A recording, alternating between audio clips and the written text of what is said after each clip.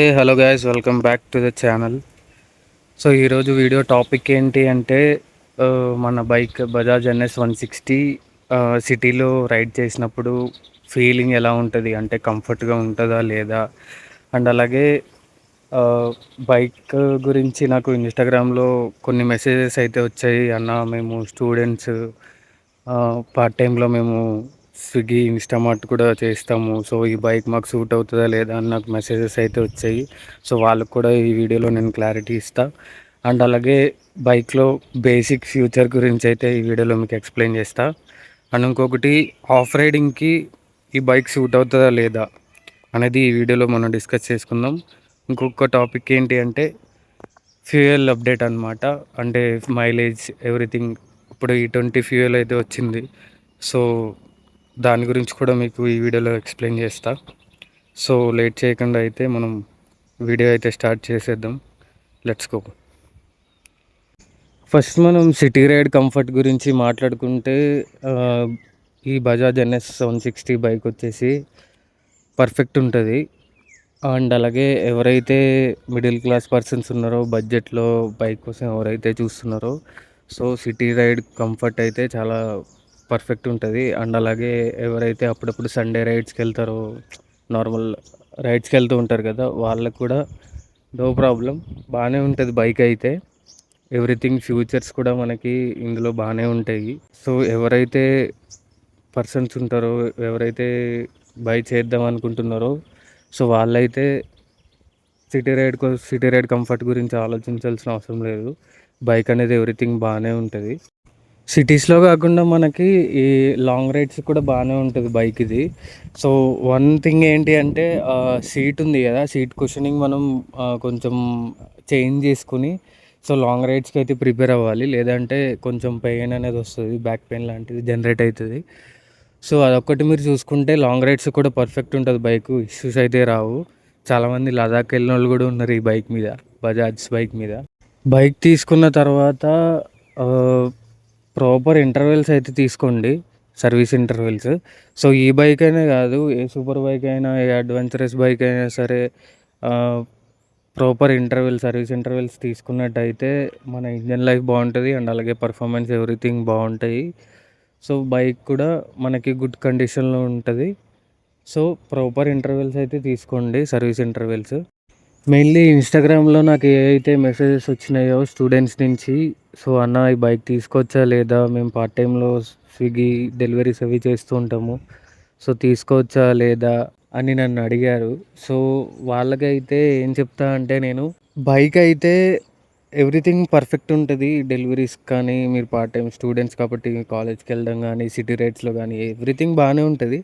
So once మీరు mileage గురించి అయితే చూసుకోవాలి. ఎందుకు అంటే సో బైక్ మైలేజ్ అనేది కొంచెం తక్కువే ఇస్తుంది. సో మీరు ఎర్న్ చేసిందంతా దీనికే పోయాల్సి ఉంటుంది మళ్ళీ. సో అదొక్కటి మీరు ఆలోచించండి. ఇప్పుడు ఎలాగో మళ్ళీ E20 పెట్రోల్స్ వచ్చినాయి, సో మైలేజ్ అనేది ఇంకా డిక్రీజ్ అవుతుంది నాకు తెలిసి. సో వన్స్ ఒకసారి అది ఆలోచించి మీరు ఒకసారి బై చేయడానికి అయితే ట్రై చేయండి. లేదంటే ఆల్టర్నేటివ్ సిటీస్లో మీకు స్కూటీ ఇంకా పర్ఫెక్ట్ ఉంటుంది డెలివరీస్కి కానీ everything. So bike service intervals గురించి మాట్లాడితే కనుక ఫస్ట్ 3 సర్వీసెస్లో మనకి బిలో 2000లో అయిపోవచ్చు, బిలో 1000లో కూడా అయిపోవచ్చు సర్వీస్ ఇంటర్వెల్స్. సో ఆ తర్వాత 3 ఇంటర్వెల్స్ అయిపోయిన తర్వాత మనకి బైక్లో కొన్ని కొన్ని మేజర్ పార్ట్స్ అయితే చేంజ్ చేసుకోవాల్సి ఉంటుంది. అవి కొంచెం ఎక్స్పెన్సివ్ ఉంటాయి మనకి. సో ఇది కూడా మీరు ఒకసారి ఆలోచించాలి. ఫ్యూయల్ గురించే కాదు, అండ్ అలాగే బైక్ సర్వీసెస్ విషయం కూడా మీరు ఆలోచించాలి. సో ఇవన్నీ ఓకే అన్న మేనేజ్ చేయగలుగుతాం, నో ప్రాబ్లం అంటే గో ఫర్ ఇట్.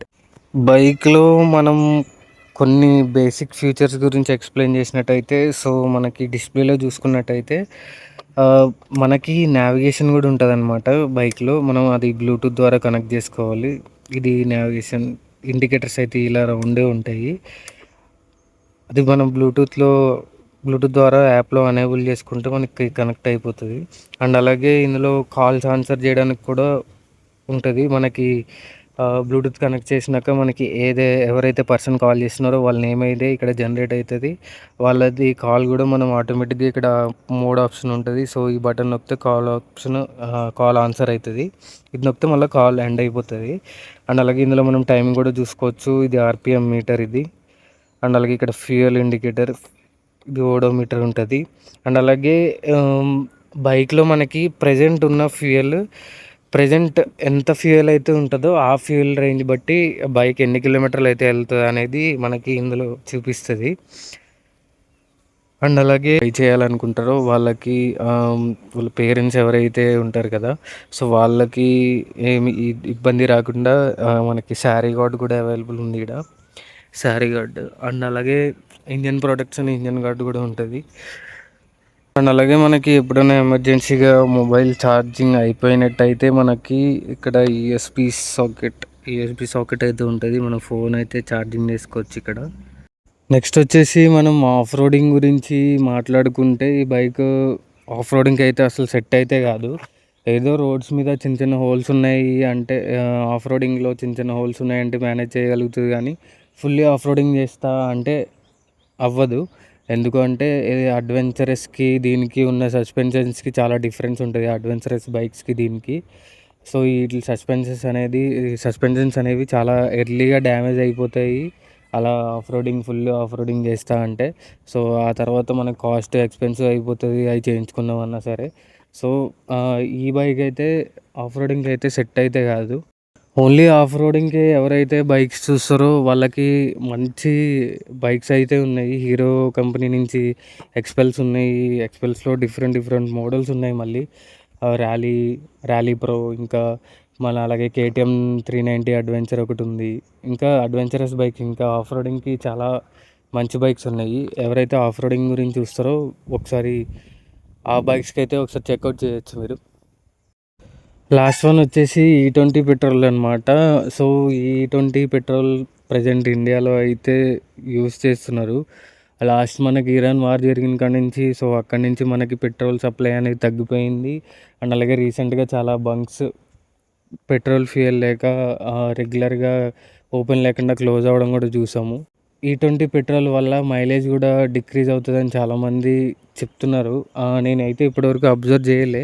సో అది కూడా నేను ఒకసారి నా బైక్లో ఫ్యూయల్ టెస్ట్ అయితే చేసి, సో పాత మైలేజ్కి ఇప్పుడు వచ్చిన మైలేజ్కి డిఫరెన్స్ ఏమైనా ఉందా లేదా అనేది నెక్స్ట్ వీడియోలో, మీకు షార్ట్ వీడియోలో కానీ ఏదైనా మెయిన్ వీడియోలో కానీ నేను అప్డేట్ చేయడానికి అయితే ట్రై చేస్తా. అండ్ అలాగే E20 పెట్రోల్ ఒక షుగర్ కేన్ పార్టికల్తో ప్రిపేర్ అవుతుంది అని చెప్తున్నారు. సో ఆ షుగర్ కేన్ పార్టికల్ ఒక వాటర్ పార్టికల్ మనం ట్యాంక్లో కనుక పట్టించినట్టయితే సో ఆ ట్యాంక్ అనేది మనకి రస్ట్ అవుతుంది అని చాలా వీడియోస్ అయితే చూస్తున్నా. చూడాలి మరి E20 పెట్రోల్స్ ఎక్కడి వరకు వెళ్తాయో ఏంటి అనేది. అండ్ అలాగే చాలా కార్ బ్రాండ్స్ కూడా ఈ E20 పెట్రోల్కి ఆపోజిట్లో వ్యతిరేకంగా అయితే ఉన్నారు. మా ఇంజన్స్ అయితే డ్యామేజ్ అవుతాయి, సో E20 పెట్రోల్స్ వల్ల మేము E20 పెట్రోల్స్కి ప్రిపేర్ చేసిన ఇంజన్స్ కాదు ఇవి అని చాలామంది కేసెస్ కూడా నడుస్తున్నాయి. సో చూద్దాం ఏమవుతుందో. సో ఫైనల్లీ ఇది గైస్ ఈరోజు వీడియో అయితే.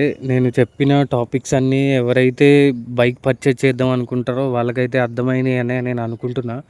ఏదన్నా అర్థం అవ్వలేదు అంటే నాకు ఒకసారి కామెంట్లో మెన్షన్ చేయండి, నేను తప్పకుండా రిప్లై ఇస్తాను మీకు. సో ఇలాంటి బైకింగ్ కంటెంట్ వీడియోస్ మన ఛానల్లో ఇంకా చాలా వస్తాయి గైస్ ముందు. సో మీరు చేయవలసిందల్లా ఏంటి అంటే ఈ వీడియోని లైక్ చేసి అండ్ అలాగే మీ ఫ్రెండ్స్ అండ్ ఫ్యామిలీకి కూడా షేర్ చేయండి. మనం ఇంకో కొత్త వీడియోతో మళ్ళీ కలుద్దాం గైస్. Stay tune.